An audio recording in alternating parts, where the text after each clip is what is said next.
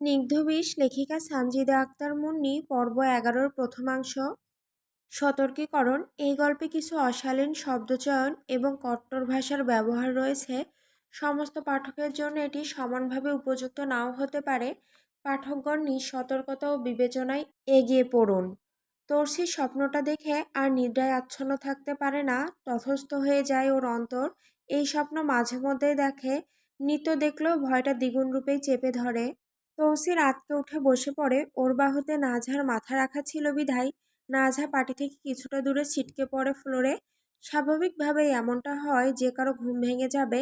নাজহা ধরফরিয়ে উঠে বসে আশেপাশে ঘুম ঘুম চোখে কিছুটা আতঙ্ক নিয়ে চোখ বুলাতে থাকে। বোঝার চেষ্টা করে কি হলো এখন ওর সাথে, কেন হঠাৎ এমন ঝটকা খেলো।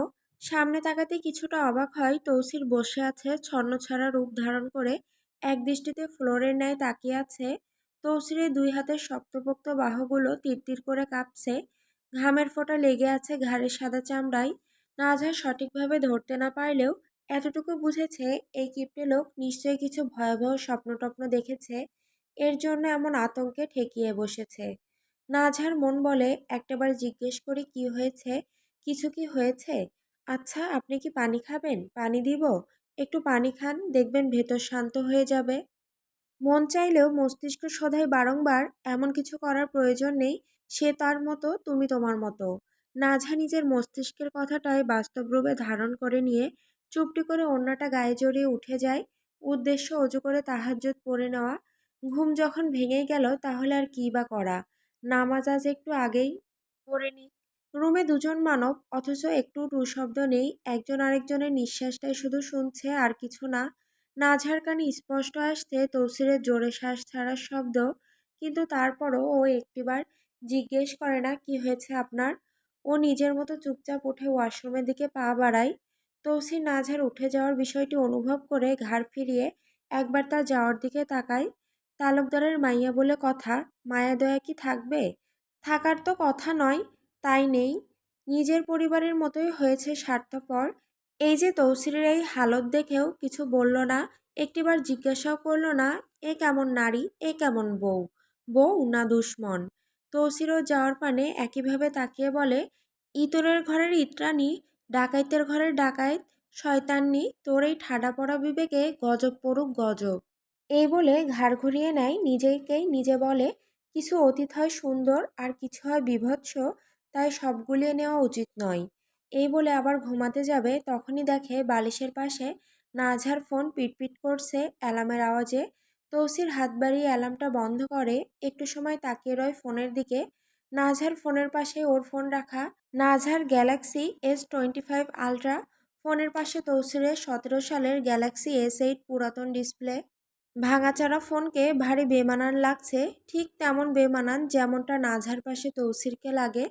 তৌসির অসুন্দর নয় বটে, তবে নাজহার সৌন্দর্যের সামনে তৌসির কালাচান, এটা তৌসিরের ভাবনা না। যতই হোক, নাজহা ব্রিটিশ, ওর জন্ম ইংল্যান্ডে। জন্মের পর 6 বছর অবধি ছিল সেখানে।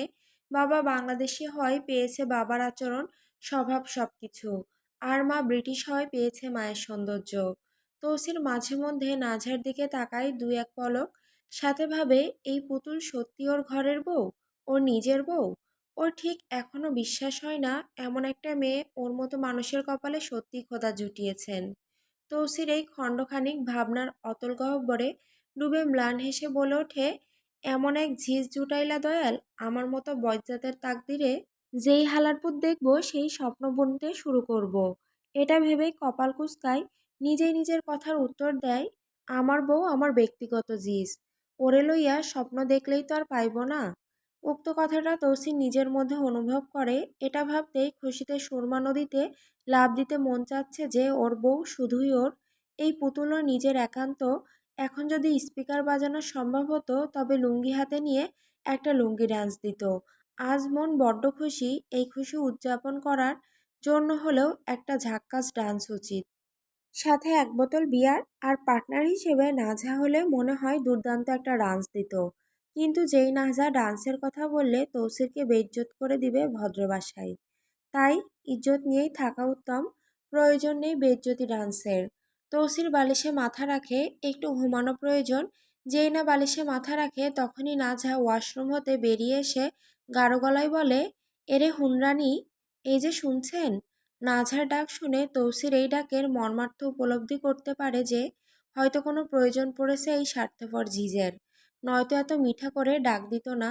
কিন্তু তৌসির বালিশ থেকে মাথা তোলে না, একইভাবে শুয়ে থাকতে থাকতে নিমেষ গলায় উত্তর দেয়, জি হুনরাম, জি শুনছি। নাঝা বুক ঝেড়ে মর্মপীড়ার নিঃশ্বাস ছেড়ে দুকদম এগিয়ে এসে বলে, অজুর লাইনে ট্যাপ কাজ করছে না, ট্যাপের মুখ খুলে গেছে, এখন আমি কিভাবে অজু করব? তৌসি নাঝার কথায় কিছু বলতে নেয়, কিন্তু ফের থেমে গিয়ে অন্য কিছু বলে, তো আমি কি করব? তোমার যেমনি ইচ্ছা অমনে গিয়ে করো। তৌসিরের কথায় নাঝা রুক্ষ সুরে বলে, কি বললেন? তৌসির ওর গলার সুরটা এমন কঠিন দেখে এক লাফে উঠে বসে। একটু প্রতিশোধ নিচ্ছিল, ওই যে নাজা ওকে কিছু জিজ্ঞেস করেনি আগে, তারই প্রতিশোধ নিল। তৌসির নাজার দিকে তাকায় না, তাকালেই বেইজ্জত চোখ দুটো ওর দিকেই শিকারির বন্দুকের মতো এঁটে যাবে। তাই না তাকিয়েই বলে, না কিছু বলিনি, চলো পুকুর থেকে অজু কইরা আসবা। এই বলে উঠে দাঁড়িয়ে লুঙ্গির গিট্টু একটু ফস হয়ে গেছিল, সতর্ক কারণে গিট্টুটা ঠিক করতে করতে টর্চ লাইট নিতে যায় টেবিলের দিকে। নাজা বিছানার কোণ থেকে নিজের হিজাবটা গায়ে জড়িয়ে উপরে ওড়না জড়িয়ে নেয়। নামাজের হিজাব পরে নিল, এখন নিশিবেলা বলতে গেলে, আর এই সময় সাবধানে থাকতে হয়, তাই সতর্ক হয়ে নিজেকে সম্পূর্ণ ঢেকে নিল। ওড়না জড়িয়ে নিয়ে তরঙ্গিত পায়ে সামনে এক কদম ফেলে মুখ তুলে চঞ্চল চোখে তৌসিরের চোখের দিকে তাকায়। যদিও ইচ্ছে করে তাকায়নি, এমনি এমনি পড়ে যায় চোখ। নাজা দেখে তৌসির আগ থেকে ওর দিকে চোখের পলক না ফেলেই আনমনা চাহনি নিয়ে নির্বিশেষে তাকিয়ে আছে। আসলে নাঝা ওড়নাটা পড়ছিল, সেটাই দেখছিল। নাঝাকে নিজের দিকে তাকাতে দেখে ধ্যান থেকে এক ঝটকায় ফিরে এসে দ্বিধাগ্রস্ত মনজ্ঞায় বলে ওঠে, হ হ চলো। চলো বলে আর এক পা দাঁড়িয়ে থাকে না, উচ্ছল হয়ে সামনের দিকে অগ্রসর হয়। নাঝা ওর পিছন পিছন যায়।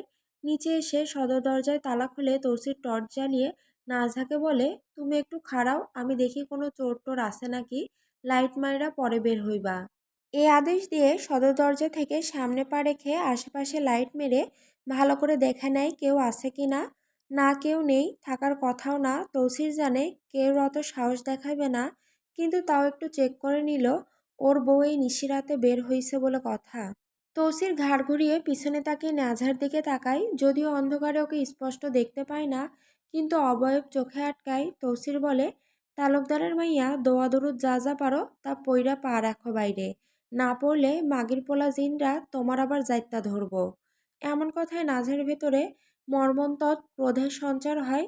তদুপরিও নাঝা কিছু বলে না, চুপচাপ আয়াতুল কুরসি পড়ে বাড়ির বাইরে পা রাখে, সদর দরজাটা লাগিয়ে সামনে আগায়।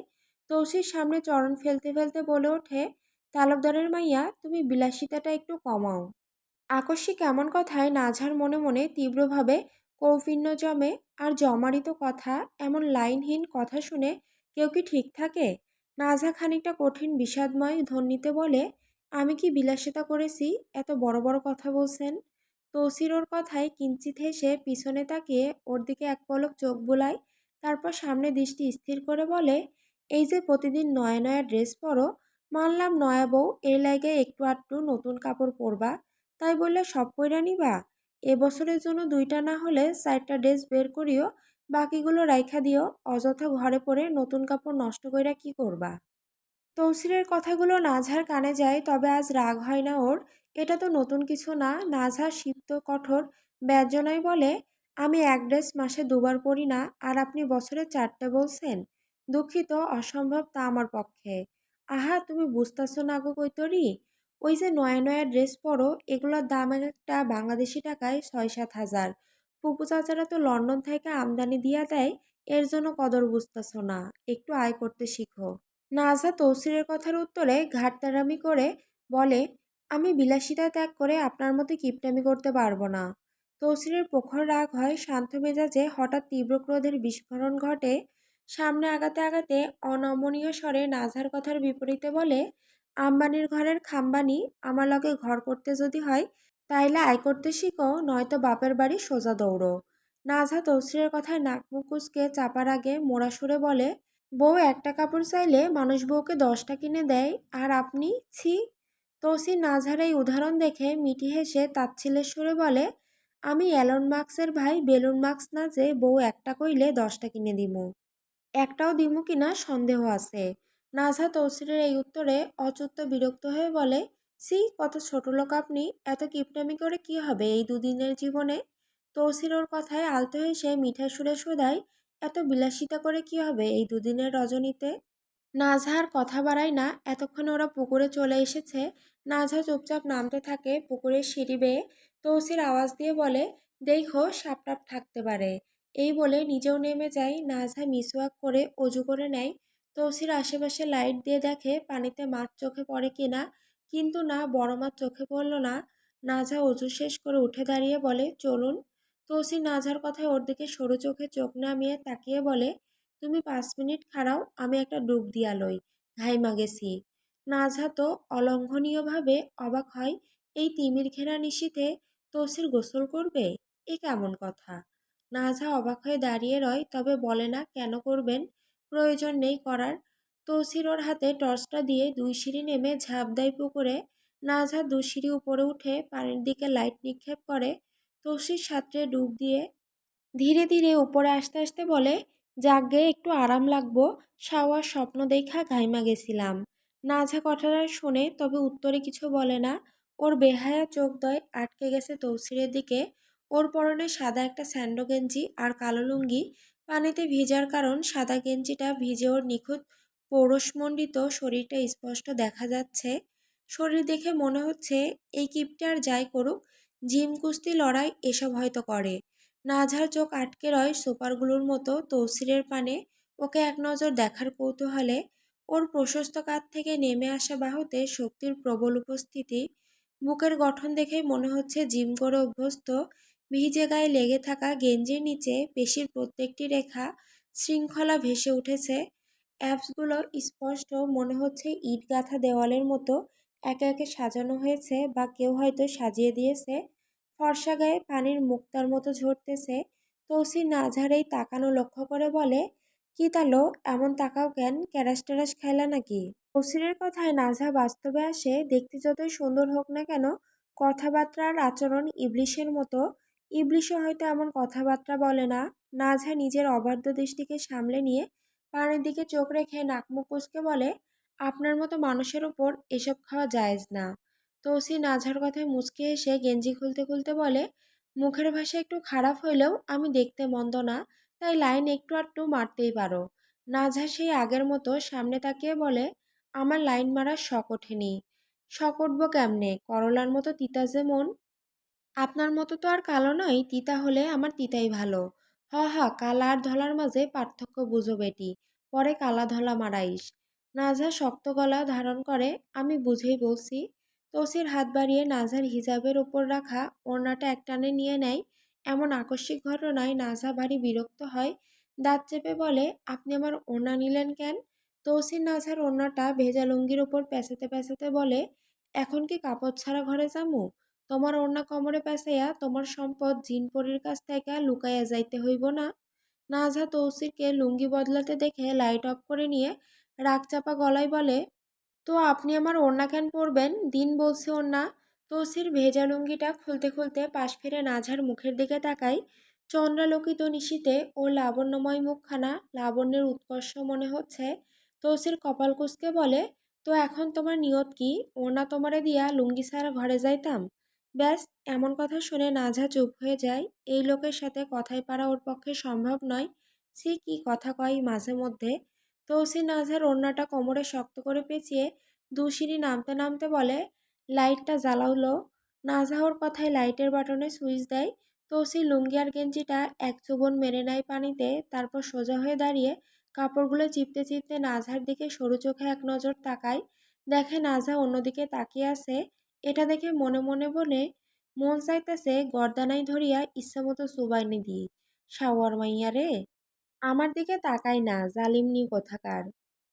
তৌসির সিঁড়ি বেয়ে সামনে উঠতে উঠতে বলে, চলো আর অমনে তাকানির দরকার নাই, নাটকবাজ মাইয়া। নাজহাওর কথা গায়ে না লাগিয়ে সামনে আগাতে আগাতে বলে, আশেপাশে কোনো ফার্মেসি আছে?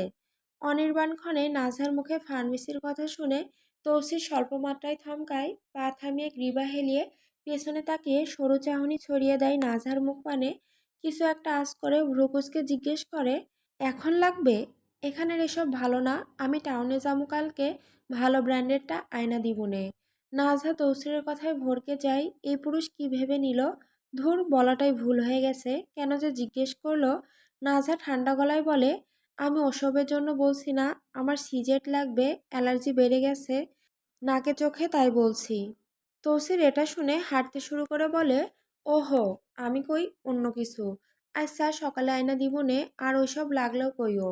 নাজা ক্ষীণ গলায় বলে, আপনাকে বলার প্রয়োজন নেই, আমি আমার প্রয়োজন হলে আমি দেখে নিব। কেন? আমারে কেন বলবা না? আমার ইচ্ছা তাই আমি বলবো না, আপনার কোনো সমস্যা? না না, আমার সমস্যা হইব কেন? যেখানে আস্ত একটা সমস্যাকে তিন কবুল কইয়া বুকে ধরছি, সেখানে এইসবে ছোটখাটো বিষয়ে আমার সমস্যা থাকতে পারে? আমার সমস্যা বললেন আপনি? সমস্যাই তো, বিয়ের আগেই ভালো ছিলাম, ভাবছিলাম বিয়া করলে বউ একটু সেবা টেবা করব, দিনকাল আর একটু ভালা যাইব। কিন্তু আমার সব ভাবনা বৃথা হইয়া গেল। তাহলে আর একটা বিয়ে করে নিন, সে বউ সেবা করবে, আমি ওসব পারবো না। নাজহার কথায় তৌসির অল্পখানি হাসে। তৌসিরের এই হাসি আজ প্রথমবারের মতো নাজহা লক্ষ্য করে, ভারী আবেশময়ী এই হাসি। ওর হাসিটি মনে হয় ভোরের প্রথম আলো, যা মুহূর্তেই চারপাশের সব কিছুকে আলোকিত করে তোলে। হাসলে ঠোঁটের কোণে মৃদু বাঁকটি যখন গভীর হয়, তখন গালের টোল দুটো দুটি মিষ্টি গোপন কথার মতো ভেসে ওঠে। দাঁতগুলি মুক্তার মালার মতো শুভ্র ও ঝকঝকে হয়ে বের হয়। তৌসিরের এই হাসি এতটাই সুন্দর, তা বর্ণনা করার যোগ্যতা হয়তো কারো নেই। তৌসির চারপাশে একবার চোখ বুলায়। চাঁদনি রাতে স্নিগ্ধ আঁচলে উঠোন ডুবে আছে রূপালি আলোয়। তারই মধ্যে ওরা দুজন পাশাপাশি হাঁটছে, পদধ্বনি মিলে যাচ্ছে। নিশির বিশদ মুক্তায় ক্ষণিকের ঝটকায় বাতাসের কোমল ঝাপটা এসে কানে ফিসফিস করছে। দূর অরণ্যের গহীনে প্যাঁচার করুণ ডাক কান বাজছে, সাথে ঝিঝি পোকার ডাক। এদিকে আকাশের বুক থেকে ছড়িয়ে পড়া আলোয় উঠোনে ছিটকে পড়েছে হাজারো জোনাকি, তাদের ক্ষুদ্র জ্যোৎস্নায় ক্ষুদ্র ক্ষুদ্র প্রদীপে সাজানো স্বপ্নের মেলার ন্যায় দেখাচ্ছে। সব মিলিয়ে ভারী সুন্দর আজকের চন্দ্রালোকিত নিশীথিনী। সাথে নাজা তাকায়, আরও বেশি ভালো লাগছে। তৌসির নাজহার কথার প্রত্যুত্তরে এবার বলে, এক ঝিঁঝে যন্ত্রণায় প্রাণ বাঁচে না, আরেকজনায় না ডাবল যন্ত্রণায় মরার শখ নাই। আমি আপনার যন্ত্রণা দেই? এত বড় মিথ্যা বলতে লজ্জা করে না? লজ্জা যদি থাকতো তাইলে করতো, নাই তো তাই করে না। নাজহার আর কিছু বলে না। এতক্ষণে বাড়ির ভেতরে চলে এসেছে ওরা। নাজহা চুপচাপ রুমে চলে আসে। তৌসির ওর পিছন পিছন আসে। নাজহা এসে নামাজে দাঁড়িয়ে যায়, আর তৌসির একটা নীল আর সাদা চেকের একটা লুঙ্গি পরে নেয়। তৌসির আর নাজেম চাচাকে নূরজাহান মানে তৌসিরের বিবিজান হঠাৎ করেই শিকদার কুঠিরে ডেকে পাঠিয়েছেন। শিকদার কুঠির হলো গোটা শিকদার পরিবারের অন্ধকার সব রহস্যের আড্ডাখানা। এখানেই লুকিয়ে আছে তাদের বেইজ্জতি কাজকর্ম। এখানে বসেই নেওয়া হয় গোপন সব সিদ্ধান্ত। সকালটা ভারী অস্বস্তিকর। কুঠিরের বাতাসে চাপা উত্তেজনা ভেসে বেড়াচ্ছে। মেঝের পুরনো লাল কার্পেট অনেকটা বিবর্ণ হয়ে গেছে, কিন্তু তার উপর সাজানো আসবাবপত্রের গাম্ভীর্য এখনো বজায় আছে। চারিদিকে ঘন কাঠের দেওয়াল, জানালার মোটা পর্দা টানা, বাইরের আলো একদমই ঢুকতে পারছে না। বিবিজান নূরজাহান বসে আছেন তার বিশাল মহাগণি টেবিলের পেছনে। মুখে গাম্ভীর্য, ঠোঁটে অল্প তাচ্ছিল্যের ছাপ, আর চোখ দুটো হিরে কাটা ধারালো মনে হচ্ছে। তার সামনে রাখা লেদারের চেয়ার। তৌসির আর নাজেম চাচা দুজনেই আস্তে আস্তে এগিয়ে গিয়ে চেয়ারে বসেন। চুপচাপ কিছুক্ষণ কেটে যাওয়ার পর তৌসির বলে, কি হয়েছে বিবিজান, এত কড়া জরিপ করলা যে? বিবিজানুকে নিজের পাশে দাঁড়িয়ে থাকা একটা যুবতী মেয়েকে দেখান, যার নাম রিজা। পরনে পাতলা একটা সাদা শাড়ি, ফলে পুরো শরীরটা দেখা যাচ্ছে। ব্যবসার জন্য এসেছে আর কি। তৌসির এক নজর ওর দিকে তাকিয়ে আর তাকায় না। এদের দিকে তাকাতে ভালো লাগে না কেন জানি। চোখ ফিরিয়ে বিবিজানের দিকে তাকিয়ে বলে, নতুন নাকি? বিবিজান মাথা নাড়িয়ে কিছুটা শক্ত গলায় বলে, হ্যাঁ নতুন। একটা ফুলের টোকাও দেয়নি কেউ। নতুন কলেজ পাশ করে ভার্সিটিতে উঠেছে। নাজেম চাচা এটা শুনে বলেন, ও আচ্ছা, তা কে এই মাগিরে জোগাড় করলো? বিবিজান কড়া গলায় বলেন, রাইজার ভার্সিটির এইটা। রাইজা একজন ভার্সিটি প্রফেসর, তবে তিনি কেবল ক্লাসরুমের গণ্ডিতে সীমাবদ্ধ নন। তৌসিরদের সাথে তার ঘনিষ্ঠ যোগাযোগ রয়েছে, আর এই সূত্রে তিনি যুক্ত হয়েছেন তৌসিরদের ভয়ঙ্কর চক্রে। এই চক্রের সদস্যদের মধ্যে রয়েছেন বিভিন্ন কলেজ ও বিশ্ববিদ্যালয়ের শিক্ষিকাদের ওপর, যারা নিজেদের প্রতিষ্ঠান থেকে কিছু মেয়েকে বেছে নেন। যে মেয়েগুলো সাধারণত খোলামেলা চলাফেরা করে, আধুনিক জীবনযাত্রার প্রতি আকৃষ্ট থাকে, কিংবা বিলাসবহুল জীবনের স্বপ্ন দেখে। রাইজার মতো শিক্ষিকারাই সেসব মেয়েদের ওপর নজর রাখেন, সুযোগ খুঁজে বের করেন। প্রথমে তারা মেয়েদের কাছে বন্ধুসুলভ পরামর্শদাতা হয়ে ওঠেন, কথার ঝলকে, আকর্ষণীয় প্রতিশ্রুতির ফাঁদে ধীরে ধীরে মেয়েদের টেনে আনেন এই লজ্জিত অন্ধকার জগতে। একবার ফাঁসিয়ে ফেলতে পারলে আর ফিরে আসার পথ থাকে না। তারা ওদের ফাঁসিয়ে শেষমেশ তৌসিফদের চক্রের হাতে তুলে দেন। তারপর তৌসিফদের এখান থেকে এদের কন্ট্রাক্ট সাইন করিয়ে বিভিন্ন দেশের প্রভাবশালী ক্লায়েন্টদের কাছে পাঠানো হয়, শুধু বিলাসিতার প্রতারণার স্বপ্ন দেখিয়ে। বিবিজান রিজার দিকে তাকান শয়তানি চাহনি নিয়ে এক পলক, তারপর তৌসিরের দিকে তাকিয়ে বলেন, তুই চাইলে এক ডোজ নিতে পারিস ওর থাইকা। তৌসির এটা শুনে ঠান্ডা হয়ে যায়। এমন কথা ঠিক হজম হয় না। বিয়াত্তি একটা পুরুষও ওর বিবিজান কোন বিবেকে এমন কথা বলেন। পুতুল ঘরে রাখা আছে, পুতুল রেখে পেতনিকে কেন ছুবে ও। তৌসির সিট ফিটিয়ে বলে, আমার বউয়ের হক আমি কাউরে দিব না বিবিজান। বিবিজান ডেস্কের উপর রাখা একটা বল ঘোরাতে ঘোরাতে বলেন, চল একটা বাজি ধরি, অনেকদিন হইল তোর লগে বাজি ধরা হয় না। 5 মিনিট ওর লগে এই রুমে থাকবি, শুধু সামলাইতে পারস নিজেরে। তাইলে এ যত ইনকাম কইরা আমাদের দিব সব খালি তোর, রাজি? তৌসির কথাটায় কিছুটা অবাক হয়, তবে টাকার অ্যামাউন্টও আছে, কারণ এদের এক একজনের ইনকাম আকাশ ছোঁয়া। মাফিয়া গ্যাংস্টারদের থেকে টাকা নেয় বলে কথা। তৌসির মাথা জাকিয়ে বলে, আমি রাজি, তবে আমার শরীরে ছুঁইতে পারবো না, আমার বউ আছে। আর যত টাকা এর থেকে পামু সব আমার বউর নামে একটা অ্যাকাউন্ট খুলে ওখানে রাখতে হবে, কারণ আমার এই পুরুষত্ব আমার বউয়ের আমানত। খানিকক্ষণ পর বিবিজান আর নাজেম চাচা বাইরে চলে গেছেন। তৌসির বসে আছে চেয়ারে রুমের মধ্যখানে, ওর সামনেই রিজা দাঁড়িয়ে আছে। এই রিজা আবার লুচ্চামিতে ফার্স্ট ক্লাস। একটা খারাপ গান ছেড়ে দেয় স্পিকারে, তারপর ধীরে ধীরে তৌসিরের সামনে এসে ঝুঁকে গিয়ে তৌসিরের দিকে তাকায়। তৌসির সরু চোখে এক পলক চোখ বুলায় রিজার মুখ পানে, বুলেই মুচকি হেসে ওঠে। আর তৌসিরের হাসিটা তো বরাবরই মারাত্মক সুন্দর। তার ব্যক্তিত্ব খারাপ, সে স্বয়ং একজন নিকৃষ্ট মানুষ, কিন্তু এই মন্দ লোকে সব কিছু বিভৎস হলেও তার হাসিটা মন ছুঁয়ে যাওয়ার মতো।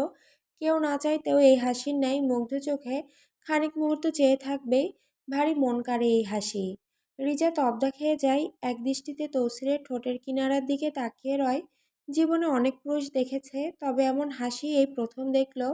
তৌসির রিজার চোখে চোখ রেখে বলে, তৌসির শিকদারের পুরুষত্ব এতটাও সস্তা নয় যে তোর মতো 5 টাকার মাগের উপর ঢলে পড়ব। 5 টাকার? উফ! কথাটা শুনে রিজার বিরাট রাগ হয়। রিজা তৌসিরের থেকে সরে গিয়ে একে একে শাড়ির পিনগুলো খুলে নিয়ে আশেপাশে ফেলে দিতে দিতে বলে, দেখি আপনি কিভাবে বসে থাকেন। এই বলে ওর নিজের শাড়ির আঁচল নিচে ফেলে দেয়। এতে ওর অর্ধ শরীর উন্মুক্ত হয়ে যায়। ধবধবে সাদা শরীরটা জীবন্ত ফুলের মতো ফুটে ওঠে তৌসিরের চোখের সামনে। কিন্তু তৌসির এসবে পাত্তা দেয় না। ওর চোখ যখন রিজার দিকে যায়, কেন জানি নাজহার কথা বড্ড মনে পড়ে। না, ঠিক ওর কথা মনে পড়ে না, ওর ওই মারাত্মক নয়নজোড়া চোখের সামনে ভাসতে থাকে। তৌসির রিজার দিকে একটুর জন্য আর তাকায় না। পুরুষ মানুষের মন মেজাজের গ্যারান্টি নেই, সেকেন্ডের মধ্যে পাল্টি খেতে পারে। তৌসিরের ভেতরটা ধরফর করছে, তবু তৌসির স্থির হয়ে বসে থাকে সামনে ফ্লোরের দিকে তাকিয়ে। রিজা নিজের শাড়ি পুরো খুলে নিয়ে নানাভাবে বাজে ইঙ্গিতে তৌসিরকে সিডিউস করার চেষ্টা করলেও এসব কিছু হয় না, কারণ তৌসির ওর দিকে তাকায়ও না। 5 মিনিট হয়ে যায়। তৌসির দেওয়ালের ঘড়ির দিকে তাকিয়ে ধমকে উঠে বলে, এ মাগি, কাপড় পর, তোর টাইম শেষ। রিজা এমন ধমকে লজ্জায় পড়ে যায়। এত মোহরা ঘেরা সৌন্দর্য রেখেও এই তৌসিরকে গলাতে পারল না। রিজা নিজের শাড়ি ঠিক করে নেয়, ঠিক করে নিলেও এলোমেলো রয়েই যায়। তৌসির বুক ভরা শ্বাস ছেড়ে নিয়ে উঠে দাঁড়ায়, আশেপাশে এক নজর তাকায়, তারপর রিজার দিকে কদম এগিয়ে ওকে উদ্দেশ্য করে বলে, তৌসির শিকদারের লুঙ্গির গিট্টু খুললে একমাত্র তার বইয়ের জন্যই খুলব, তোদের মতো ব্যবসাদের জন্য না। রিজা তৌসিরের চোখে চোখ রেখে বলে, আপনি তাকাননি আমার দিকে, যদি তাকাতেন তাহলে আমার প্রতি আসক্ত হতেন। তৌসির রিজার কথায় তাচ্ছিলের এক চিলতে হাসি দিয়ে বলে, ঘরে চাঁদ রেখে তোর মতো পাদের দিকে তাকানোর টাইম নাই আমার। আপনার বউয়ের চেয়ে দ্বিগুণ মেহনত করতে রাজি আমি। তৌসির এটা শুনে হুমকি সুরে বলে, এই চুপ! আমার বউয়ের নাম মুখেও নিবি না। মাগিগিরি করবি কর, তোর মতো 5 টাকার মাগি আমার বউয়ের নাম মুখে নেওয়ার যোগ্যতা নাই। ব্যাস! রিজা থেমে মাথা নিচু করে নেয়। তৌসির আবার বলে ওঠে, আর যদি জীবনে আমার সামনে কাপড় খুলিস, তাইলে কাপড় সহ আগুন ধরাইয়া জ্বালাইয়া দিব। এই বলেই তৌসির লুঙ্গির কোণ কোমরে ঠেসে নিতে নিতে রাগী মেজাজ নিয়ে বেরিয়ে যায় চেম্বার থেকে। বের হয়ে বিবিজানকে বলে, আমার অ্যাকাউন্টে টাকা দিও সব সময়, ভেতরে কিছু হয়নি। এই বলে তৌসির নিচে যাওয়ার জন্য পা বাড়ায়। বিবিজান হতাশ হন বড্ড। উনি চান তৌসিরকে এসবে সরাসরি জড়াতে, কিন্তু তৌসির এসবে নেই। নাজেম চাচা তৌসিরের সাথে পা ফেলতে ফেলতে জিজ্ঞেস করেন ওকে, কি রে, এত ভয়াবহ আগুন দেখাও, তুই কিছু করলি না? ওনার কথায় তৌসির রুক্ষ চোখে এক পলক ওনার দিকে তাকায়। তারপর বলে, তোমাদের মতো আমার অত উত্তেজনা নাই যে যেই মাকে দেখমু ওর লাগে বিছানায় চইলা যামু। নাজেম চাচা ওর কথার প্রত্যুত্তরে বলেন, এমন সুন্দরী ঝিজ দেখলে মানুষ রাস্তাঘাটে কন্ট্রোললেস হয়ে যায়, আর তুই সামনে থেকেও কি করে সম্ভব? তৌসির চাচার কথায় খানিকটা তাচ্ছিল্যের সহিত বলে, রাস্তাঘাটে এনে হেনে কন্ট্রোললেস হইয়া ওই জানোয়াররা করে যাদের জন্মই রাস্তাঘাটে। নাজেম চাচা দীর্ঘশ্বাস ছেড়ে বলেন, আগে কইতি বৌরে দিয়া কোমরত্ব ধ্বংস কইরা পরে যা ইচ্ছা করবি, তাই এখন করস না কেন? তৌসির তিক্ত সুরে গরম মাথায় উত্তর এঁটে দেয়, বউর লগে কিছু হয়নি এখন। নাজেম চাচা এটা শুনে টাসকি খেয়ে বলে, কি বললি তোরা? তৌসির ঠান্ডা গলায় বলে, ও অনেক ছোট, ওরে সময় দেওয়া উচিত। আর এসব কথা আর কেউ যেন না জানে। এখন এসব কথা বাদ, কামের কথা কও। নাজেম চাচা ঠান্ডা হয়ে যান। তৌসিরের মেজাজ ঠিক বুঝে উঠতে পারেন না।